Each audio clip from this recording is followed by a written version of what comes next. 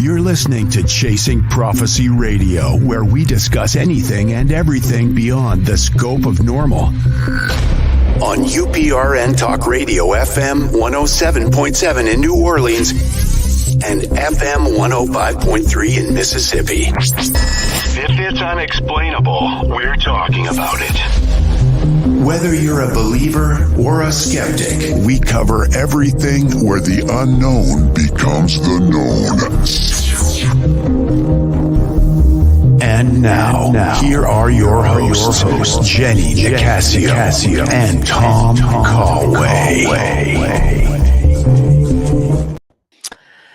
Welcome to Chasing Prophecy on FM 107.7 in New Orleans and 105.3 in Henderson Point, Mississippi, where we discuss anything and everything beyond the scope of normal. I'm Jenny Nicasio, along with my fabulous co-host, Tom Callway. Yes, how's it hello. going tonight? Good. How are you doing? I'm doing okay. I'm just getting ready. I got my I glasses. noticed that. You see? I Yeah, bought no, Amazon. wonderful. Got my glasses They for the give big you old many. lips.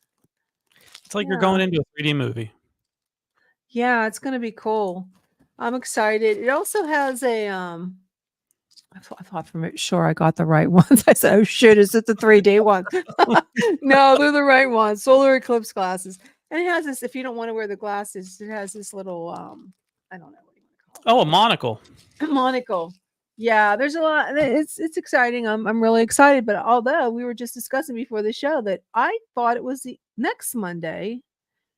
Because it is next Monday. Yeah, because no, you're right. I'm a ding dong. So the 2nd is next Tuesday. See, Yeah. I was so excited. I thought it was this Monday coming up, but well. Gotcha. We'll make sure we have our glasses on, and we'll do we should buy I don't know. Do you remember who we have next week? You never. Yes, Mark Way. Now, what is Mark Way? Because I was going to say, if he's, what does he do? Mark is one of the premier ufologists and experts on metaphysics. Good. So maybe we can talk about the eclipse with him too. Yeah. So No, he's the encyclopedia. If you want to know about UFOs, ancient UFO history, all those good biblical drawings and painting. Yeah, he's a whiz with that.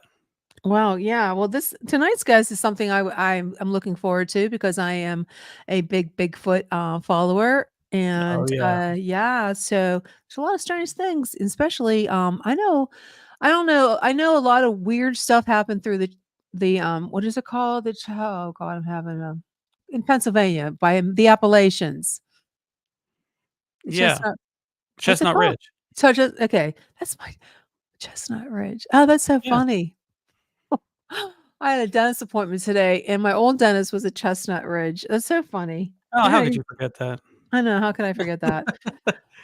But we're going to have a lot to talk about tonight because Brian King Sharp is a host of a multiple hit podcasts, including the Sasquatch Odyssey, True Crime Odyssey, and that Bigfoot podcast, and newly launched Backwoods Horror Stories. Oh boy, that sounds fun. With a global ranking in the top 1% to 3%. Wow. How'd you do that one? I want to know about that, Brian. Well, Brian is one of the top content creators in the world.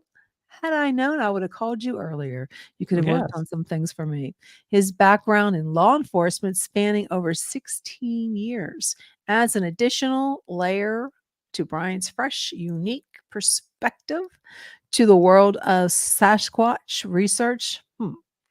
Beyond his podcasting success, Brian has gained recognition for his knowledge and insight into the world of Sasquatch, better known as Bigfoot. He has been featured on Vice and Tubo Network. Really? I'm going to have to watch it.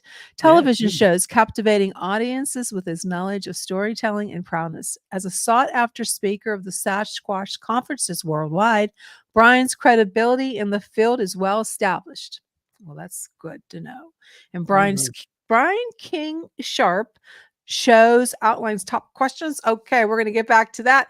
But let me now tell you this before we get on the show. I just want to let everybody know we're broadcasting on multiple platforms, including YouTube, Facebook, I think Twitch, Oh, there's a number of them.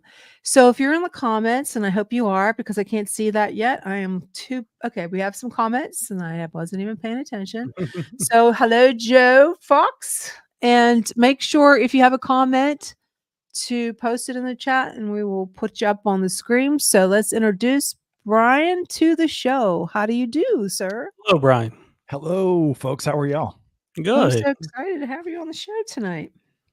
That introduction, I feel like I've got big shoes to fill. I was like, who are they talking about? Oh, that must That's you. that sounds like he knows what he's talking about. Kind of scared. Yeah. Oh, definitely. Yeah, it's a lot of a lot of stuff there going on. So how did you get started in this? I know law enforcement. Were you interested in Sasquatch?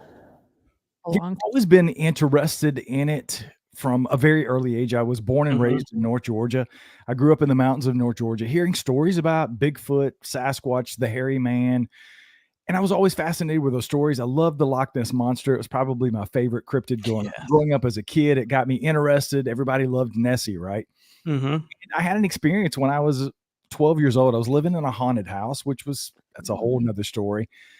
But I also had an experience in the woods that really, looking back, knowing what I know now, I can't say it was a Bigfoot, can't say it was Sasquatch because I didn't see anything, but I believe I was bluff charged and possibly paced out of the woods by one of these things. Oh my God. And it was a really scary experience, but it drove me to want to know more about what I had experienced. So that spurred me on. And then obviously I grew up. I always wanted to be a famous country music star. Sound like one. I've sang all of my life. I sang in bands from a very early age. I did an album about 10 years ago. I went up to Nashville and actually recorded a country album, but there's a reason I'm a podcaster. It didn't do so great. I didn't have the conviction to do what it takes to make it in the music business. So I shifted gears, and I was a full-time police officer at that time anyway, but I grew up and wanted to be a cop. That was the other thing that I always wanted to do. And I followed that passion and got into law enforcement and eventually landed at the City of Atlanta Police Department. And I left there in 2016. And once I left the police department, I've said that famously on lots of other shows, and I talk about it on my show. You don't really talk about, I've had UFO experiences. I've seen a UFO. I lived in a haunted house, possibly had a Sasquatch experience, was very into Bigfoot and Sasquatch, but you don't really talk about that as a cop. You're trying to arrest people. You're doing your job. You're going to court and testifying. I did a lot of DUI. I did a DUI arrest for a couple of years. Mm-hmm. Those defense attorneys will look for anything to discredit you on the stand, right? So you don't want to be known as the guy who's into Bigfoot and UFOs, and it's goes to your credibility in some cases. So I didn't really talk about that as a cop, but after I left that in 2016, I was able to really dive into getting back into the subject, and I wanted to have our own property. We lived in Atlanta at the time. We had a house in East Atlanta, and we sold that, and we traveled for a little bit, and then we looked for property, and we ended up with 40 acres here in North Carolina because I wanted to have some wooded land that I could actually do research on. That, what are the chances of there possibly being some big hairy bipedal hominid on your property? But I wanted to have a place I could get out into the woods and do the research that I wanted to do. And we've had some really strange experiences here that I really can't explain over the last 5 or 6 years of owning the property. We've lived here full time now about 4 years. So yeah, that's kind of what got me into it. And then, I'd never listened to podcasts, and I was at work. I was working full time in retail. After I left that, I got into retail management, and I was running a super hub for a very large automotive company here in North Carolina. And I hated my job. I really hated my job. It was killing me. 50 hours plus a week. And I wanted to be doing Bigfoot stuff. And somebody said, hey, have you ever listened to Bigfoot podcasts? So I got into specifically a Bigfoot Encounters podcast, and I was hooked. I knew then that's what I wanted to be doing. I wanted to talk to people who had those experiences because I'm very skeptical. I have a cop brain. I have to see it to believe it. I'm a very Occam's razor kind of guy. I'm a scientific method kind of dude. You got to show me the evidence.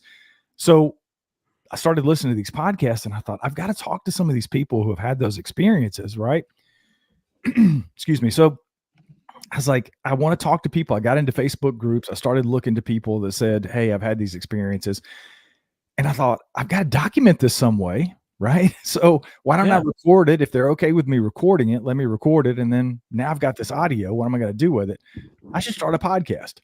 Had zero clue how to do anything podcast related, but I still got into it. And the rest is history. I posted the first episode of Sasquatch Odyssey back in February of 2021. And hey, there's my buddy Brian from right here in North Carolina. What's up, man? And after I posted the first episode in February, by March of 2022, I left my retail management job behind and started podcasting full time. And that's what I've been doing ever since. Oh, that's wonderful. That we love that story. We love the origin stories of why people do this, because this is still new. I mean, look, it's something that wasn't here 10 years ago that we could be doing this, or to even be, attempting this. So, I have a lot of respect for you for, you have a profession, you had a good job, and you wanted to follow a passion, and, you committed to even moving out into, different states and things like that. So, my hat's off to you for that. One question is, I'm going to ask you, typically when we think of Bigfoot, Sasquatch, Pacific Northwest comes to mind, right? Well, you're on the opposite coast. Now we all know stories travel, you have, skunk ape, and you have hairy man, and you have all different states have a sort of Bigfoot-like creature. Could you expand on North Carolina's version of that? I've talked the very first episode of Sasquatch Odyssey was a roadside crossing that a gentleman had here near the Medoc State Park area. It was episode 1. Kale, I'll never forget him. Thanks for getting everything started, Kale. I appreciate that. He gave me an opportunity to hear his story for the first time. And it's very much like what you hear and experience in other places. Now, Pacific Northwest, you tend to, in my experience, you deal with Bergman's rule, right? The farther north you get, the farther away from the equator you get, the larger animals get. So you hear that in Bigfoot. It's no exception with Sasquatch. You hear about people having experiences with 8 to 9 foot tall, hairy, what I believe to be some sort of a relic hominoid. And it's no different really in the eastern part of the country. Florida's a little bit different. We've done in addition to Sasquatch Odyssey, as you said in the open, I do a lot of podcasts. I host 4 full-time weekly podcasts. And one of those is that Bigfoot podcast with my co-host Wayne. And that's one of the things we talked about recently was what's the difference in what we're seeing in the Pacific Northwest and even places like North Carolina versus Florida.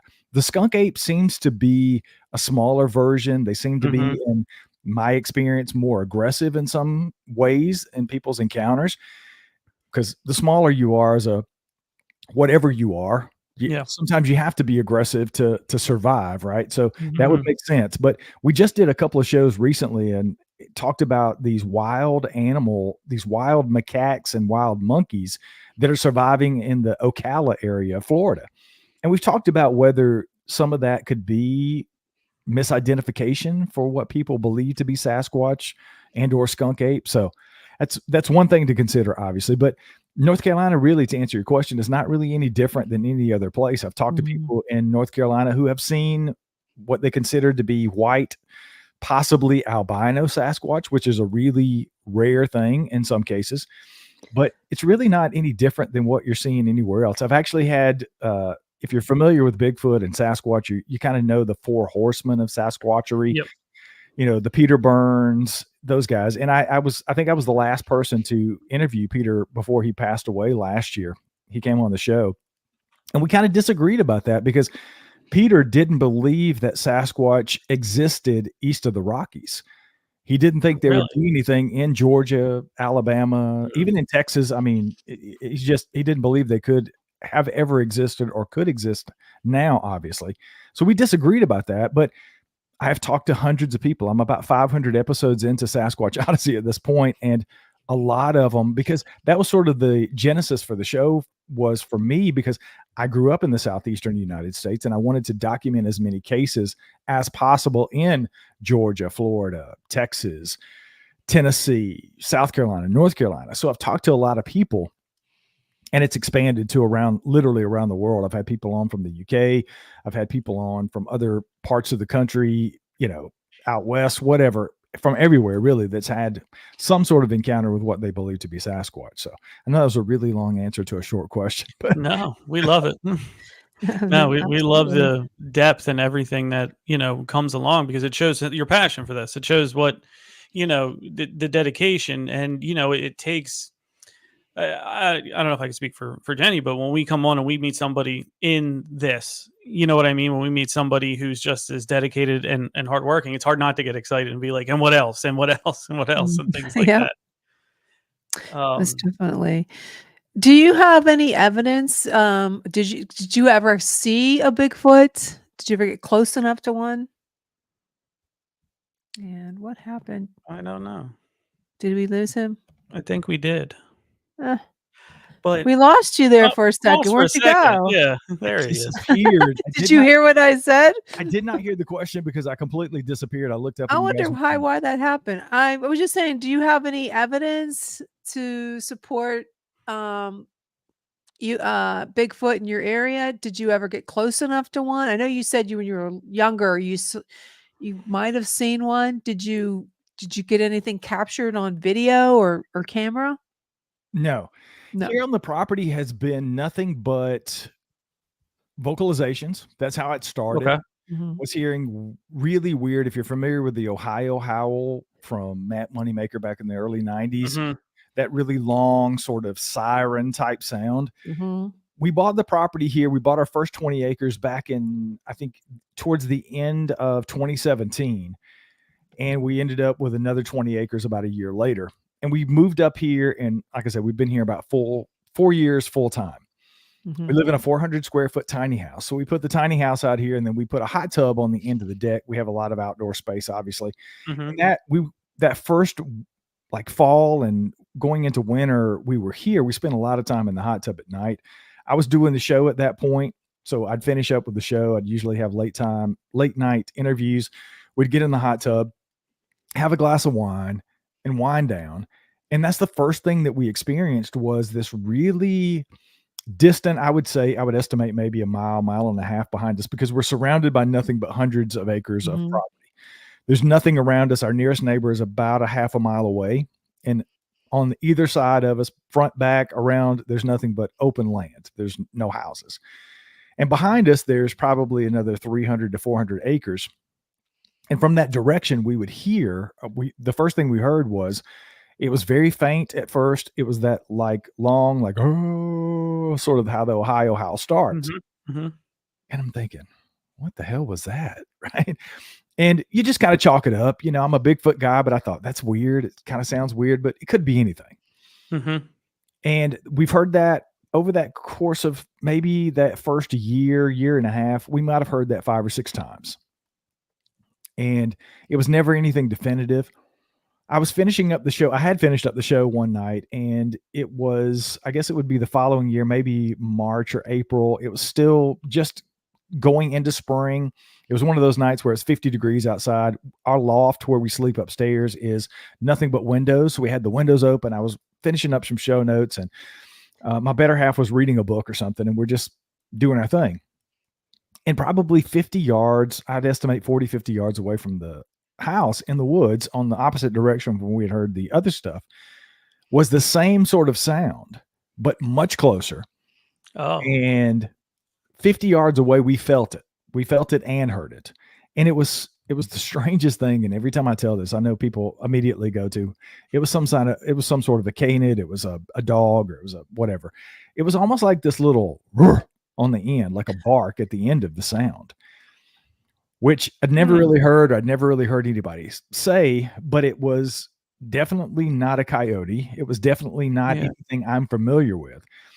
And it's the proverbial, if you're into Bigfoot stories or encounter stories, you hear people say, it sounded like an owl, but it was an 800-pound owl. Well, it felt huge because it was something we felt and heard. Yeah, like with that gruff on the end, correct me if I'm wrong, but I would interpret that as maybe a little bit of aggression too, right? Yeah, it could be. I never really even thought about that, to be honest with you. Like that. I'm just thinking, like, maybe in the terms of more of a canine, going back to there, that, you know what I mean? Like it wanted to put an extra emphasis on letting you know it was there. So to me, maybe there was a little aggression behind it, whether it was to you or to some other thing, you know. Thanks, Tom. That makes me feel so much Oh, better. gee, I'm sorry. Yeah, great. So yeah, I mean, that was pretty definitive to me. You know, I know a lot of people. Maybe it was a mating call. Oh, well, either one might not be good. I know, either one could be really scary, but I know Yeah, I know a lot of people in Bigfoot, obviously from doing the show over the years. I've gotten to know a lot of people, and Doug Hychek from Monster Quest. Many people may be familiar with Monster Quest. Yeah, Doug I produced Monster Quest for years, and Doug has become a good friend of mine. And I reached out to Doug after it happened, and he was like, that's weird. I've never really heard anybody describe it that way. And he starts asking me questions about, do we have water on the property? Yes, we have 2 creeks that run the entire length of the property. He starts going through this litany of sort of his checklist of, could there possibly be Sasquatch activity? Yeah. So we go through that, and I don't want to believe that. And I'm better at it now than I was, but I was very apprehensive in the beginning. Obviously, you're the guy who does a Bigfoot podcast, and then you buy land in a rural area, and now you have Bigfoot activity on your property. Yeah, the eye rolls are coming. I can see the eye rolls, right? So I was very apprehensive about putting anything out there for consumption. But if you listen to my show, you know I'm very upfront. I don't hide my opinions on things. I'm very open and honest, and I ask people to be that way on my show. So I have some, in my opinion, it's part of the job for me to be honest about what's happening with me. So I would run it through a couple of filters and just make sure that I wasn't crazy. And then I would, eventually put it out there.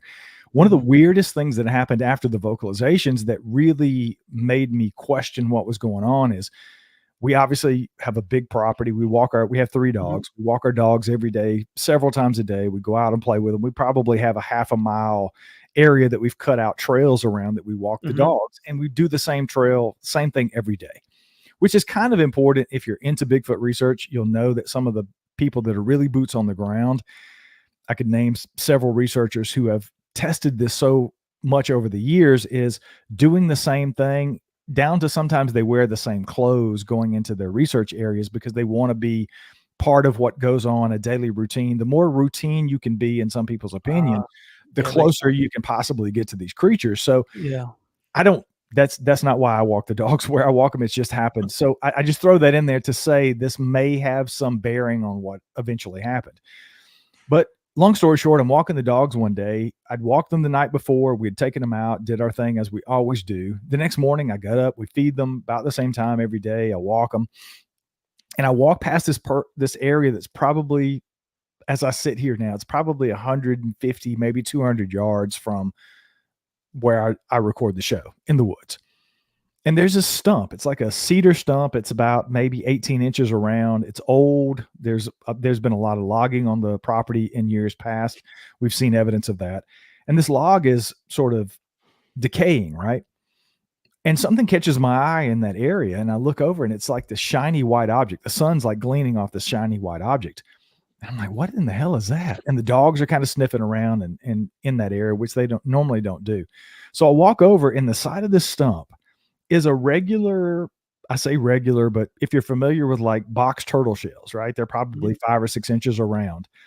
It's a bleached, like sun bleached white turtle shell, and it's turned upside down, and it's stuck into the side of this stump. What? It's on my Instagram. If you guys follow, like pushed in, right?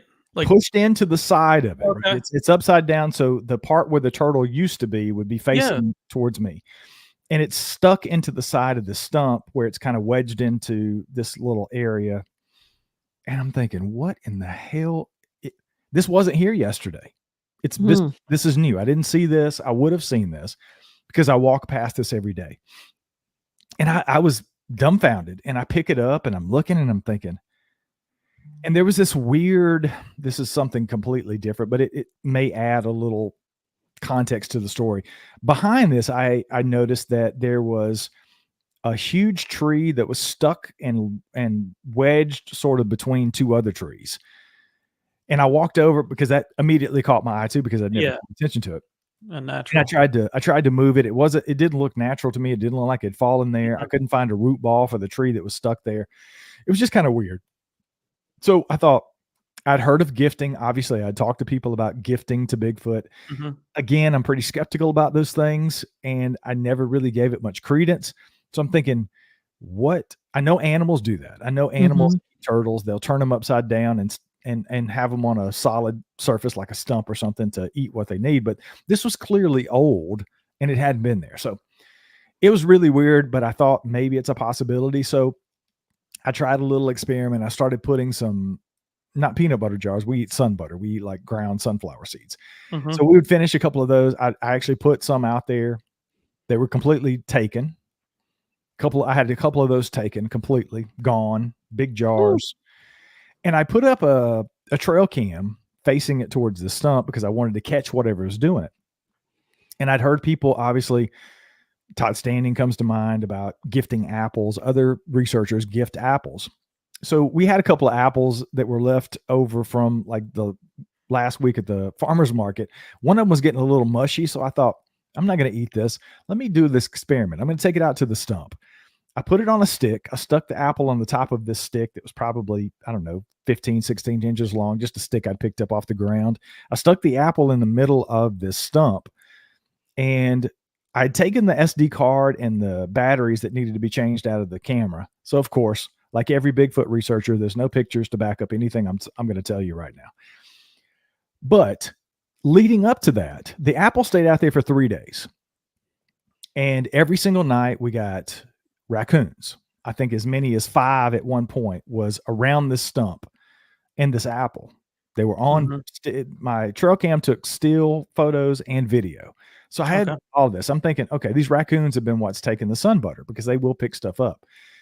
I never got that on camera, but I just assumed, I'm using Occam's razor. I've seen raccoons now, so I'm going to say they're what's taking the sun butter. So the apple was out there for about 3 days, I think. And I take the SD card in to change it out and delete the raccoon pictures. And I'm going to put some new batteries in the camera. I didn't do either of those things. I get up the next morning, I walk the dogs, I walk past the stump. And as soon as I came over the little crest of the hill, I could see the apple and something was different. So I walk over to the apple. It's still in the relatively the same position, sticking on the stick in the middle of the stump, but it literally looked like something had picked it up, taken a bite out of it, and stuck it back into the stump. It looked like a huge human bite. Now I'm blown away, right? Yeah. So I take a couple of photos of the apple. I still have them. I can certainly send them to you guys if you'd like to see them. I took a couple of pictures. I sent them to my co-host Wayne from That Bigfoot Podcast. We hadn't even started the show at this point. He was just hosting the Sasquatch or the Paranormal Odyssey podcast for me, which he still does. And I sent it to Wayne because I trust him. And I said, look, dude, I gave him no context. I said, tell me what's going on with this apple. And it was kind of mushy. It had a little bit of mold beginning because it'd been out there in the elements for about 3 days at this point. And he texted me back and he said, it looks like you took a big bite out of a nasty apple. And I said, okay, just know I didn't take a bite out of the apple. And then I explained it to him and he's like, holy shit, dude, what could do that? I don't know. Could it have been an ungulate? Could it have been a deer? I don't know how it would have done it.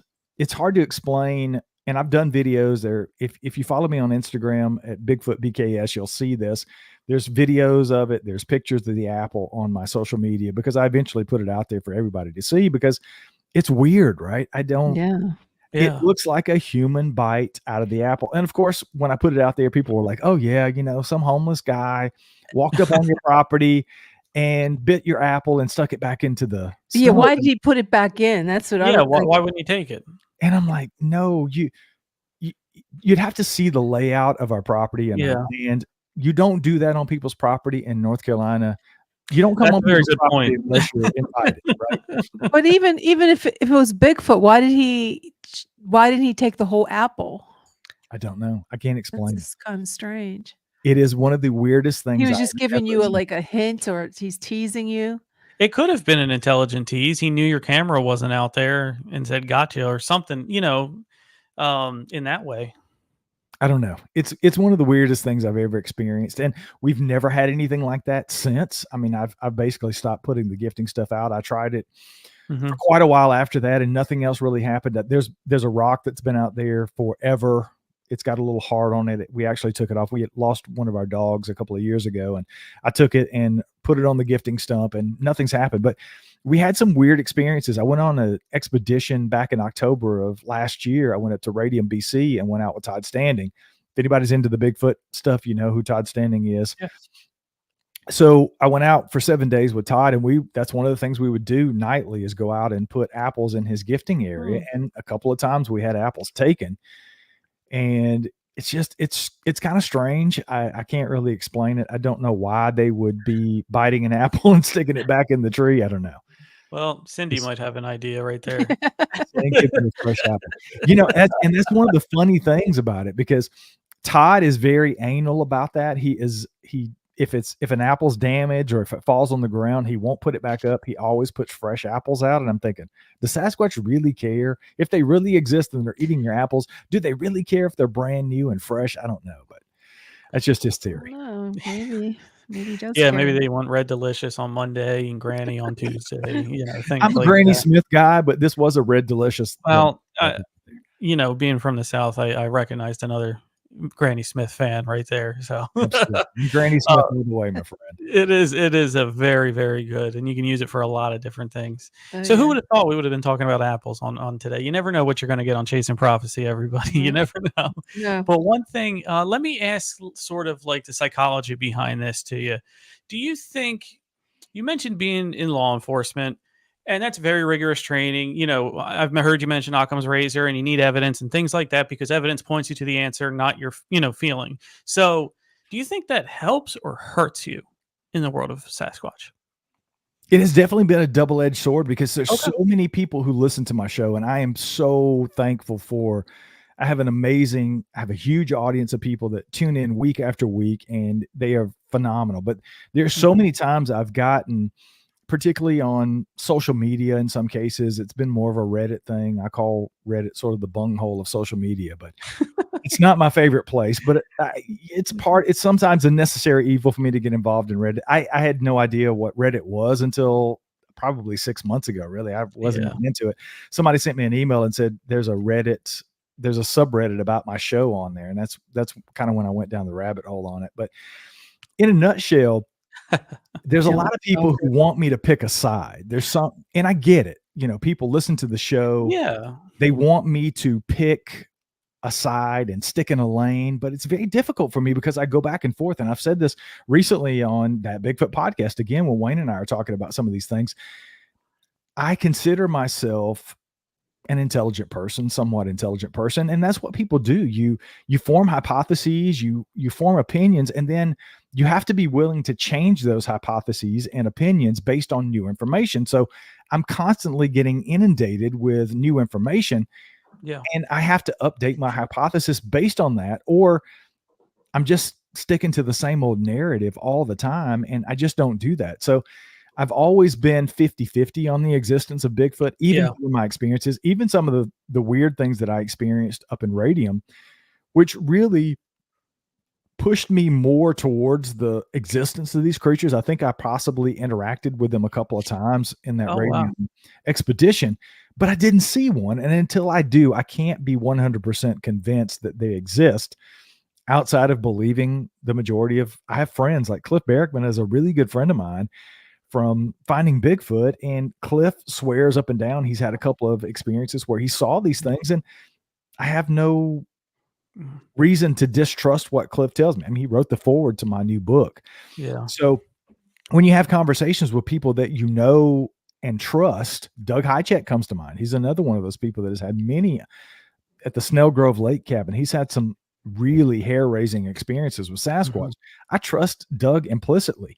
I just haven't had that experience myself. So it can be a double-edged sword for me needing the evidence to prove out my hypothesis and other people's hypothesis and their assertion that these things are real. So I stick to my guns, and I've moved the needle more towards, I used to say 5 days out of 7. I'm pretty convinced there's something to the phenomenon. I'm about 6 days out of 7 at this point that there's something there. I'm just not sure exactly what it is, but until I see one, I just can't fully commit, 7 out of 7 and say, yeah, they're real.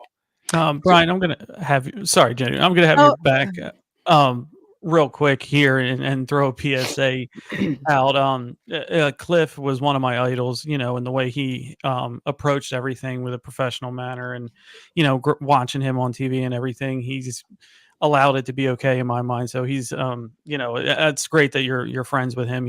I just wanted to give him a shout out too. He's a wonderful, he's never heard of me, but just know, he can. No, he does.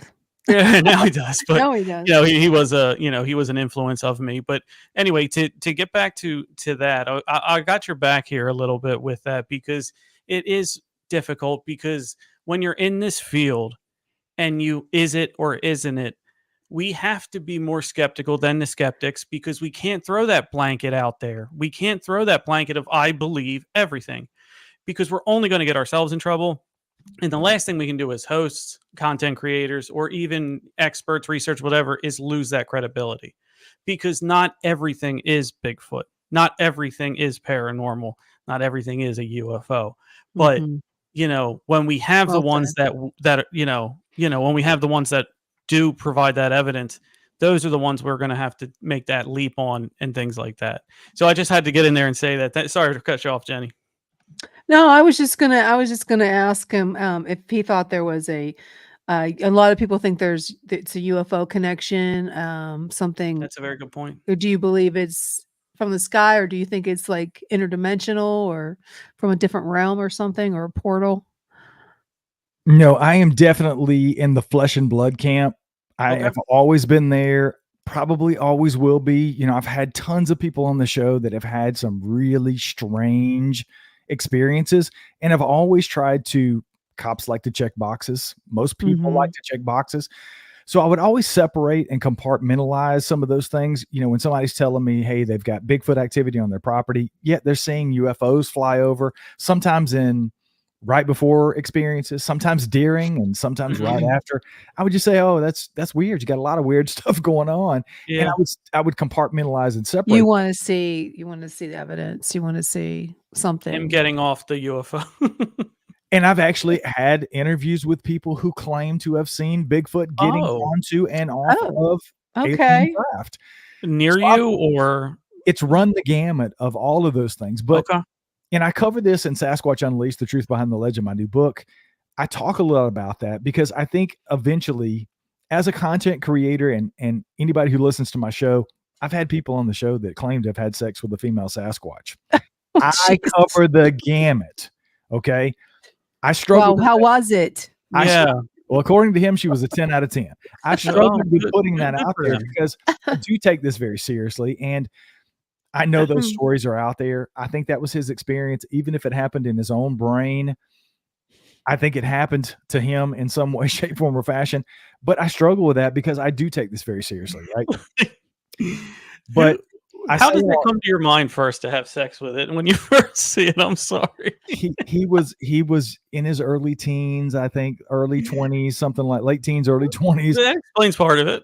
Yeah, that was part of his explanation. But, I think you have to eventually pick a lane. And that's one of the things that I sort of close out the book talking about, is all of those things are fine, but I think we have to choose a path. And I think we have to separate the high strangeness from the flesh and blood.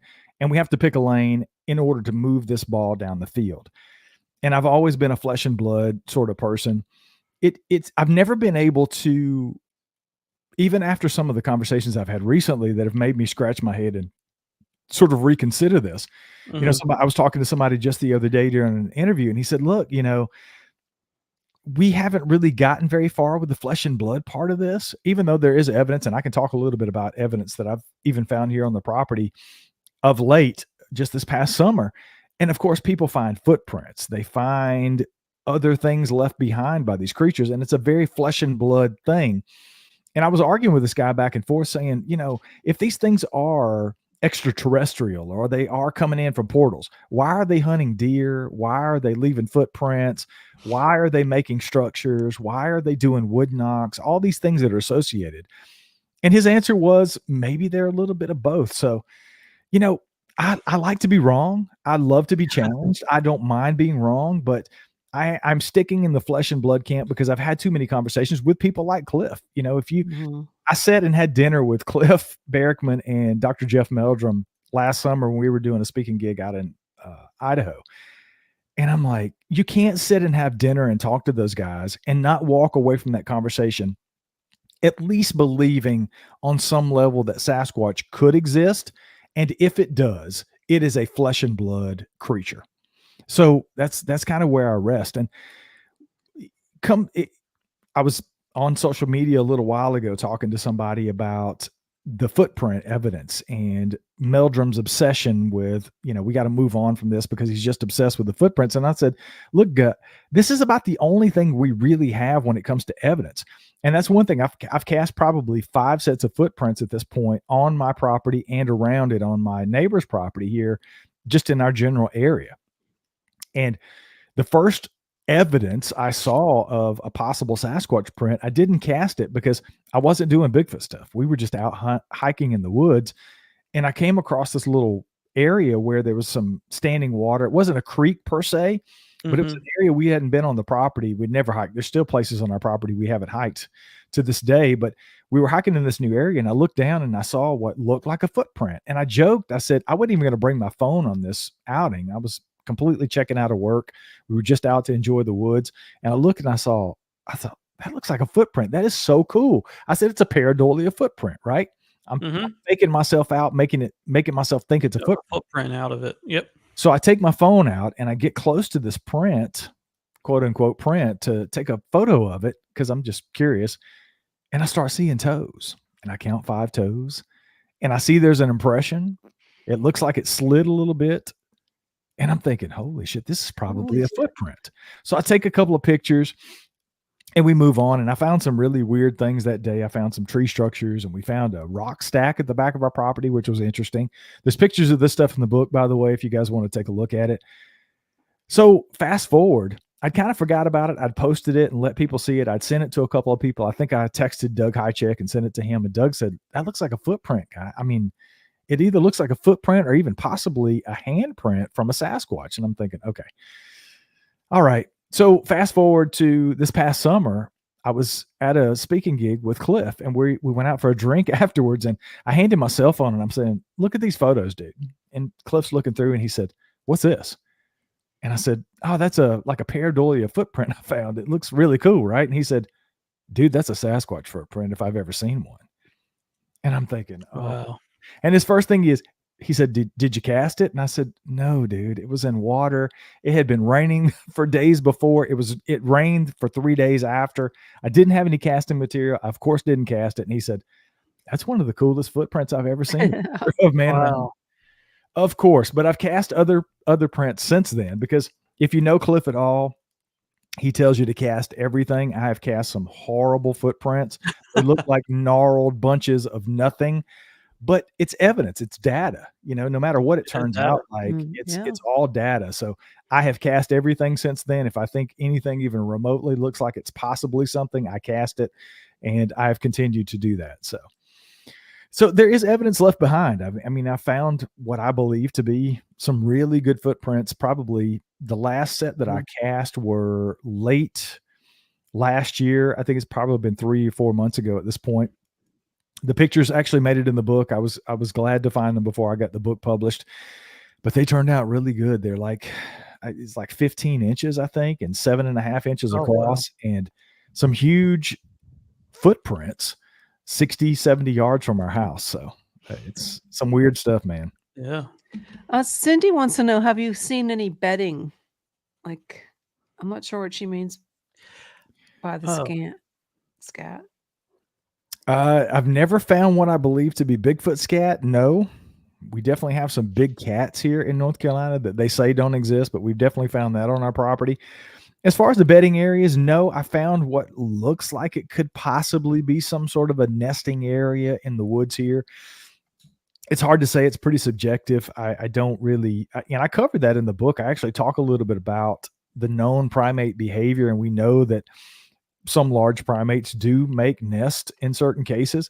You have the Olympic Project out in the Pacific Northwest in the Washington area.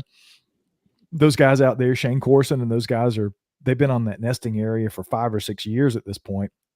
And they're pretty convinced that there are nests in that area, and they're coming up on this 5-year cycle. They believe that they're being built about every 5 years. So they're looking in a new area to hopefully come across some new nests. But no, I've never really seen outside of just maybe Bigfoot on the brain. I don't really think that's what's going on here on the property. Some interesting stuff, but I don't know that it would be considered a nest. No. 5 years, huh? Must appreciate. Yeah. So you're pretty confident they're from Earth, or I know you said you wanted the physical, so you're pretty confident they're You're in the humanoid camp. Yeah, I mean, and again, I could be completely wrong, but I haven't seen anything that would convince me otherwise. It makes more sense to me scientifically, just it being some sort of a leftover relic hominoid of some sort versus something that's coming in and out of portals. So you think it's just something from evolution, or could be like something like splicing of genes or something that man-made, maybe like from some laboratory somewhere like the island of Dr. Yeah, a lot of people have Cliff's one of those people. He's in sort of the Paranthropus camp. I think he thinks it's some sort of an offshoot of a Paranthropus. I think it's more of probably Gigantopithecus americanus. If I had to apply that to something, possibly Gigantopithecus blackie, but I don't know. I really don't know. I mean, it's all subjective. We don't even know that they really exist. Let's be honest. That's true. Be 100% honest. I've seen some pretty compelling things. The Patterson-Gimlin film is pretty compelling to me. The Freeman footage is very compelling to me. I've seen a couple of other. We just did a show. We actually recorded it yesterday for that Bigfoot podcast. Wayne and I are looking into the IMAX footage from 2001. If you're not familiar with that, go to YouTube and type in IMAX footage. It's very compelling. Thinker Thunker actually had this guy on, the cinematographer who since passed on, William Reeve, I believe was his name, who actually filmed that footage for this movie, this documentary they were making. And it definitely wasn't a crew member. It wasn't a crew member. It wasn't some random guy out there. I mean, he dispelled all of this. He was there behind the camera. He filmed this. And he said, no, it's not. It's not a bear. It's not a person. So there's some pretty compelling stuff out there. The Freeman footage is one of those things that's probably held up there second to the PG film. And I've become friends with Michael Freeman, Paul Freeman's son, who filmed the Freeman footage back in the early 90s. I think it was 92. He filmed it. I always get that wrong. So Michael, if you're listening, it's either 92 or 94. I'm almost positive it's 92. But I talk about the Freeman footage in the book, and Michael was gracious enough to send me quite a few of his father's original photos that I included in the book of some of him casting some of those casts that he's famous for in the blues. And if you've seen Michael's book, the Freeman Bigfoot Files, we did that book a year or so ago. One of the things that they did was Doug Hychek and Alex, his son, and even Cliff has worked on his own version, I think, of enhancing the Freeman footage.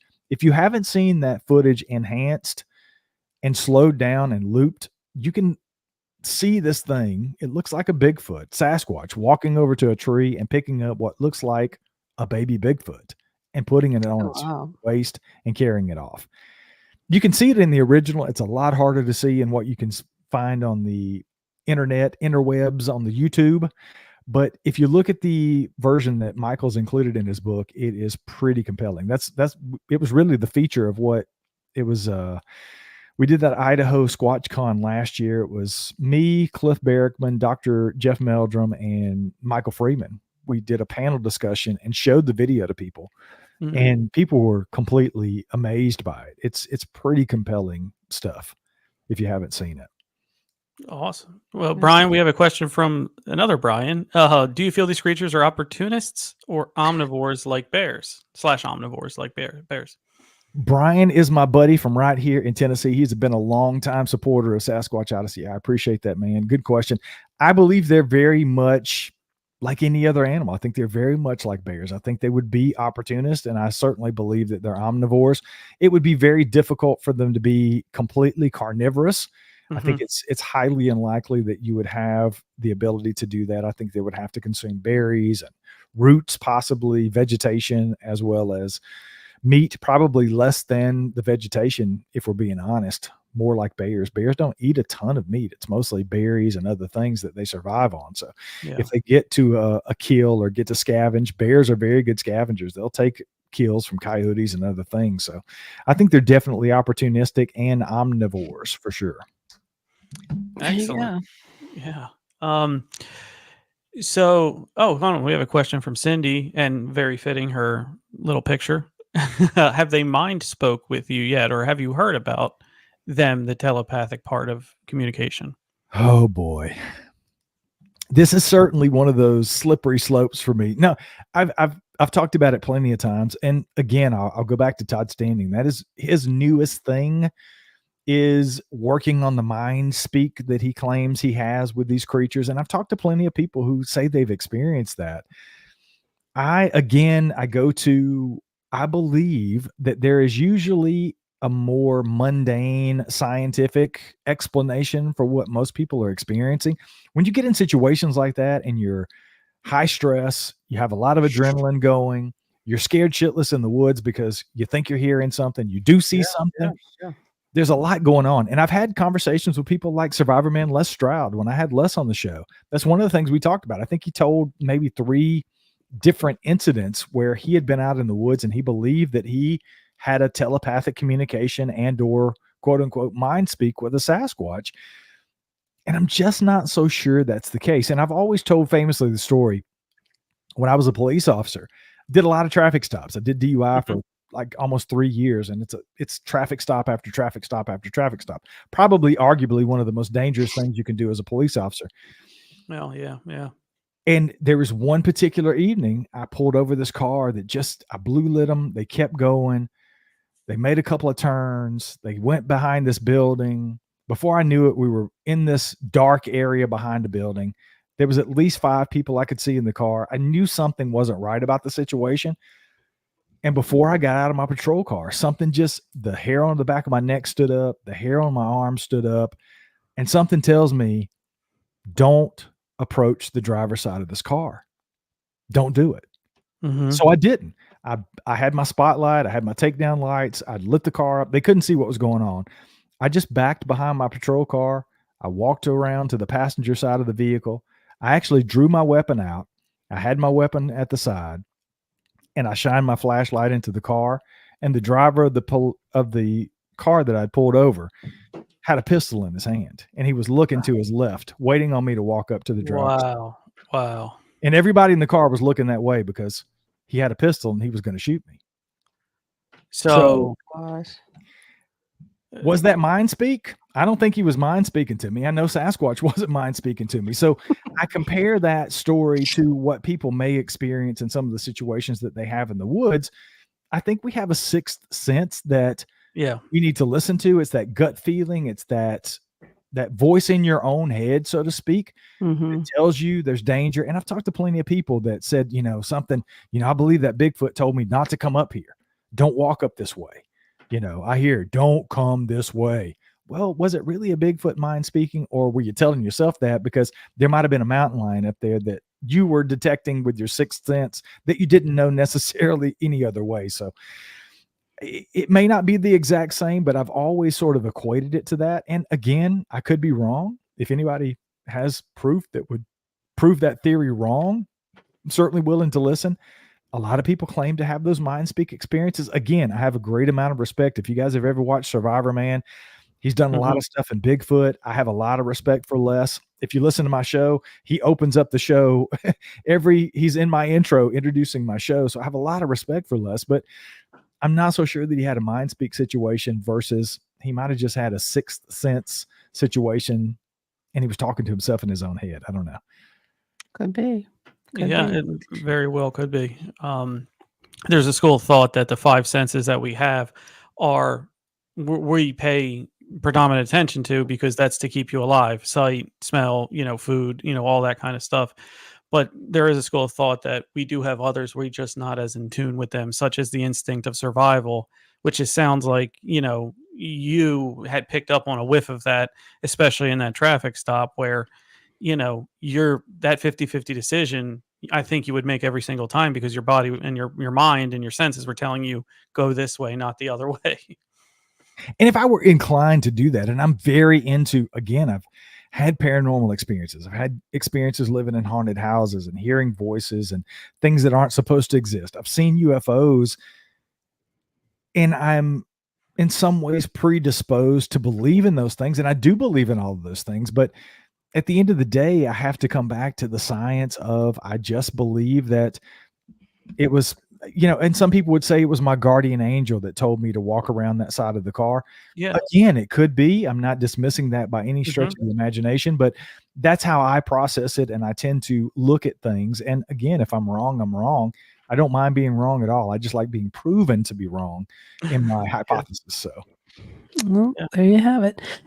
Brian, where can people get in touch with you or get your books? The best place to do all of that stuff, obviously, Sasquatch Odyssey, True Crime Odyssey, That Bigfoot podcast, and our new show, Backwoods Horror Stories. You can find that anywhere you listen to podcast. We have a YouTube channel for Sasquatch Odyssey. The Backwoods Horror Stories has a YouTube channel. Our sister show, Paranormal Odyssey, that's hosted by Wayne, my co-host on That Bigfoot podcast, is also on YouTube. You can get those anywhere you listen to podcasts. The best place to get the book, you can get it on Amazon. You can get it from Barnes & Noble. You can get it on Kindle. You can get it anywhere fine books are sold. You can, if you want an autographed copy directly from me, I personalize those and send them out. Everything is on paranormalworldproductions.com. That's our website. That's the easiest place to get everything. You can contact me there if you want to come on the show, if you've had an experience, you just want to say hello, whatever the case may be, you can get all that on the website. There you go. Well, thank you so much for joining us tonight. Thank you for everything. Yeah, thank you guys for having me. I've had a blast. Hey, we'll have you back on. Thanks again for coming on. Absolutely. Okay. Oh, all right. Yeah, he was good. And, before we get into the bridge here a little bit, I just had a thought, Jenny. I wonder if we could reach out to him and see if he has any cop buddies with paranormal experiences. I would love to get a law enforcement take on a call. You know what I mean? Yeah, definitely. Do they ever see any? I mean, or any kind of paranormal? I mean, I'm sure I know in Pittsburgh they do. I mean, I know, gosh, Stan Gordon, he talked about a lot of stuff, sightings from Bigfoot that were from law enforcement. I just think it would be great, maybe a panel of them. But what do you think about this tragedy today? I don't know what to think about it. I mean, I didn't sleep well last night, and I just happened to look at my ex, formerly known as Twitter, and I seen it. I go, oh my God. When I saw the video, I was like, oh my God, because there was just another accident over in Maryland where a tractor trailer went over the side. Yeah. And it's spooky. It really I mean, is. that area is more of my side of PA than yours, and you've spoken about the Chesapeake Bay Bridge, and I don't like and that how bridge. that's another one that's just long way that you're open water. But seeing all of that, and then watching the live video right before it went down, and the cars that just made it off of that's how I was watching those cars. If God. they only known. Yeah, they just watched 1, 2, 3, and 5 seconds later, the bridge goes down. And it was they're saying it was the cargo ship's fault. Apparently, they've had warnings. Well, yeah. I mean, we saw the power go out twice. We saw it hit. I'm not a marine expert. I don't know if it was in its shipping lane or not. But you gotta have accountability, and it's a crappy situation for all, right? I don't believe anybody wanted to do that, but the accountability has to come somewhere, because you can't have that on camera happen, let alone off camera. But it's just that much worse. Yeah, it was a very scary situation. I mean, there's so many things going on right now. Oh, And getting back to the eclipse, I mean, I can't believe of all the schools here are closed on that day. It's like, I now know. That's so odd. I talked to a couple people and they said it was because they don't want liability. I don't know if they mean by because the kids Kids might go looking? blind at looking at it. I don't know. It's kind of Well, strange. yeah, I mean, it's run by insurance companies, so I'm sure maybe the insurance company for the school told them to take off. Yeah, and I think too because I know the roads will be probably jammed because people want to get closer to it where there's Totality, yeah. totality of it. So maybe that's why. I don't know. I just we've never had one like that, so maybe that's all it is people are just like, well, it might be roads might be jammed. I don't know. People outside in the street, whatnot. Yeah, people having parties and whatever. No. Well, just look at what happened in 2017. We it wasn't that long ago. What happened in 2017? That was the last eclipse that went the Did other way. anything happen? I mean, did anybody go crazy? And because I don't I We remember might have seeing it. moved we These might have moved into another dimension. maybe these glasses, these are from 20. At least we got to see it. Look It at didn't that. get dark Yeah, though. they're expired. You gotta throw them away. They're past the expiration date. Oh, really? They don't work? Oh, I don't know. I was just saying. Really? Is there an is there an expiration date on them? You're gonna go blind a different way than the kids. know. Jesus. I know. I don't know. It's just there's Bigfoot. Cargo ships going into bridges. I don't Apple. know. There's so much stuff going on out there. I don't know about I mean, I don't think I ever saw Bigfoot, but I did see something outside once.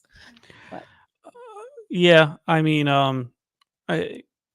if he wants to, or if we have him back on, which I would be totally for that, I would bring a little more into the interdimensional realm, where, just maybe to get a good discussion, about that. Because, there's a lot to be said. And that is the major fork in the road that people take when talking about cryptids and Bigfoot. And we're over time. So thank you everyone for joining us tonight. Thank you for sharing your thoughts. Hope to see you next week. Make sure you save the share of the live stream. Put on, give us some views. But thanks again for tuning in. Bye, everybody. Bye-bye.